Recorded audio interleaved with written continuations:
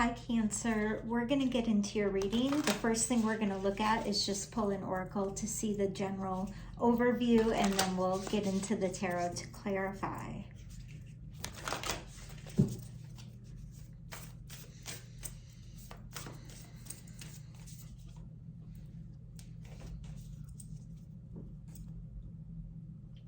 On the bottom, we have this time to move on. So if you did have a question about something, I do feel like that is an answer for some of you. Here, honor your holy days. 37, which is a 10. He's really cute, actually. So, you know, this is interesting because I was really feeling a general heaviness over this reading to begin with. But it actually feels like more of a sense of going inward, honoring the self. Yes. Okay. So Santosha, this means contentment.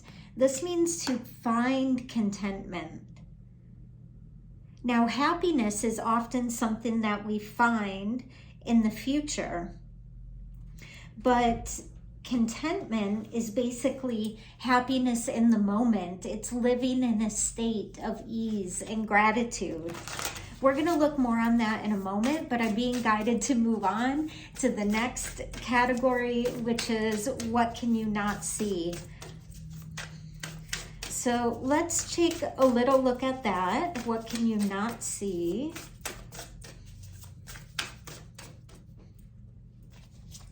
Commitment, displacement on the bottom. Okay, Cancer, if you feel a sense of, wow, okay, so I suddenly feel uncomfortable in my own clothes and in my own skin. Now, is that a sense of growing pains? Is that a sense of maybe you've worked so long to get where you are and now you're not sure if that's the right place for you anymore? There's something else that is coming, but Spirit is asking you to put your awareness, to put your attention on yourself in almost a ritualistic manner. So if this is about a relationship, or it could be about a job, there's something you may be giving your sense of self over to, or not even that you're full. Yeah, it does feel like you're losing a sense of self a little bit, but it also feels as if you are yielding to this person or this job or this possible opportunity that's being dangled in front of you. And some of this is like, well, you'll be happy when you get to that point, but Spirit is asking, what if you never get to that point? Spirit is asking you, one, to look for happiness now, contentment in the moment. Are you content the way your life is now? Because if you're not, then it's not right for you. And also, Spirit wants you to not, for instance, if you're with somebody that works very late, but you have a commitment to get up early and you keep yielding to them, getting up in the middle of the night, and it's starting to interfere with your commitment to yourself, Spirit is asking you to take a really hard look at that. Okay, let's get into, 4 minutes. Let's get into the tarot a little bit. We have some more areas to look at, but let's look at this contentment. Santosha means contentment. It's one of the 8 limbs in yogic philosophy. The Queen of Wands, lovely. Spirit is asking you to take action for yourself. Spirit's asking you to show up for the Queen of Wands. The Queen of Wands doesn't yield to somebody else. The Queen of Wands puts her pleasure in her own hands. And this is not gender specific in any way. Spirit is asking you in some way to get back on, you know, that daily schedule for you. For me, I have a specific daily morning practice, and then I have a specific workout, and then I have a specific breakfast. I have all these things that I need to keep myself in check and in balance. And this is really important that Spirit's asking you to really check in with that. Let's look at what you don't see. What's this commitment? Number 8 is the number of the self. So I'm wondering if it's the commitment to the ritual of the self, what you're being asked to do, which is very Queen of Wands, by the way. Yeah, the Six of Swords. It's a commitment. You could see the Six of Swords as like not getting up to go see that person at night because it messes up your next day and you are important. It can also be not picking up just any shift. You know, even if it is, let's say you work 5 or 6 days a week and then somebody needs you to come in but it's only 2 hours. It doesn't matter. Because in order for you to heal and recharge, you need a lengthy amount of time. That 2 hours means you're starting over again at the end of that. So that 2 hours is unfair. That late night call, unfair. Okay, what else do we got going on here? Let's see what can be learned. We're going over here, very interesting. So what can be learned here? We're going to get some advice as well coming up.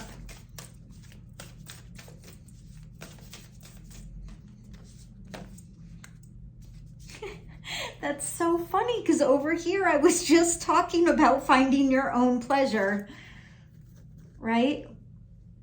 And you know there's a deer there. And the deer, for me, I'm getting that uncomfortable feeling again.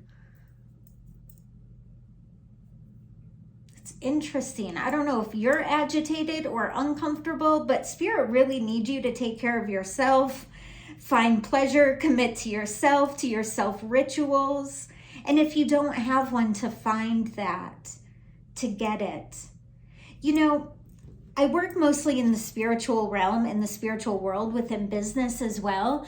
And one main component that I see missing a lot of the time is you have to have physical strength often to generate that spiritual strength. And that doesn't mean you can't be spiritually strong and sick. Nothing like that. But our body is one way that we can move through the world, strong, confident, aware, able. And this is really talking about putting the emphasis less on your mind of where your happiness is going to be in the future and actually feeling not only contentment but pleasure in the now. Okay, let's look a little more about what can be learned. Trust me, I know you can have spiritual strength when you're not strong, because I have been sick and down and out, and in those moments I became very spiritually strong. But there is something to having a fit vehicle to house your spirit. And I've been everywhere in the gamut, so I don't know why that message is coming out. So take it or leave it, right? Okay, what about this pleasure and what can be learned? The Seven of Swords, the Six of Swords, the Seven of Swords. It's like moving away from things that don't suit you emotionally and really moving forward with what you have. I've never seen a Seven of Swords look like contentment, but this one is. She's just taking what she has left and moving forward with this like little cocky grin on her face that is lovely. Okay. Temperance, I'm hearing in the upright, the Nine of Wands and the Knight of Wands. Yeah, it's like, I feel like in the past you were showing up really as this, or maybe even currently now, as this Nine of Wands. It's like you have just been in it and through it and giving. And then it's like, you know, you're strong, so you just keep giving. But Spirit's really asking you to temper that. Because you deserve more than that. Okay, let's see where you can find support. Let's move on here. All right, where are we going? This is interesting. Did not think we would be going here for this.